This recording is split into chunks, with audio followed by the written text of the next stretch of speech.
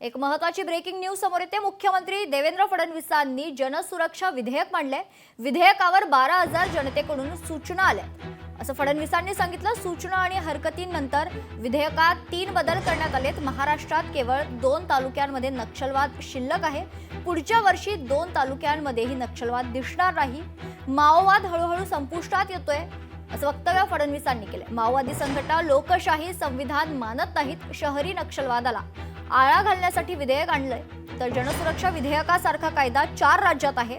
Urban माओवाद हा आज आलेला नाही। चीनप्रमाणे भारतात व्यवस्था उभी करण्याचा माओवाद्यांचा हेतू असल्याचं देखील फडणवीस म्हणाले।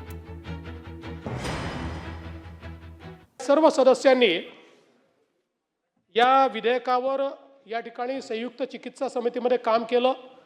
पहिल्यांदा तर मी समिती प्रमुख आणि समितीच्या सर्व सदस्यांचे आभार मानतो की त्यांनी सातत्याने या विषयावर चर्चा करून क्लॉज बाय क्लॉज विचार करून त्याचप्रमाणे जवळपास 12,000 सूचना या जनतेकडून आल्या होत्या, त्याचंही वर्गीकरण करून आणि आपला जो अंतिम अहवाल आहे तो अहवाल या सभागृहाला सादर केलेला आहे।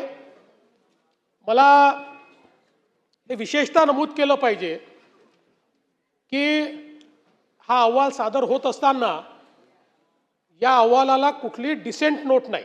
हे जे काही 4 राज्यांनी कायदे केलेले आहेत या कायद्यांसारखा कायदा करण्याकरता या ठिकाणी सांगितलं।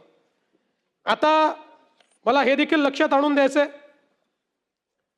की हा अर्बन माओवाद आज आलेला आहे का, आणि या सगळ्या राज्यांनी हा जो कायदा केला यानुसार केंद्र सरकारने सगळ्या राज्यांना हे ॲडवाइस केलं की राज्यांनी असा कायदा केला पाहिजे। या ठिकाणी भारतीय संवैधानिक व्यवस्था उलटून लेनिन आणि मार्क्सने जी व्यवस्था चीनमध्ये उभी केलेली आहे ती व्यवस्था या देशामध्ये उभं करायचा अशा प्रकारचा हा यांचा विचार आहे।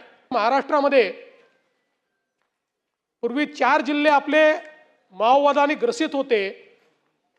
आता केवळ 2 तालुक्यांमध्ये आपल्याला त्या ठिकाणी ऍक्टिव्ह माओइझम दिसतंय आणि ते देखील पुढच्या वर्षभरामध्ये त्या ठिकाणी राहणार नाही अशा प्रकारची अवस्था आहे। ऍक्टिव्ह मिलिटंट्स मिळत नाहीत, त्यावेळी पॅसिव्ह मिलिटंट्स तयार करायचे आणि म्हणून यातनं मोठ्या प्रमाणात जनसंघटना ज्यांची नावं पाहिल्यानंतर आपल्याला असं वाटतं की ही लोकशाही वाचवण्याकरता तयार झालेल्या संघटना आहेत, पण त्या संघटनांची कारवाई पाहिल्यानंतर ते लोकशाही मानत नाहीत आणि त्या संघटना भारताचं संविधान देखील मानत नाहीत। लोकशाही मराठी ऐका, पहा, जागरूक रहा।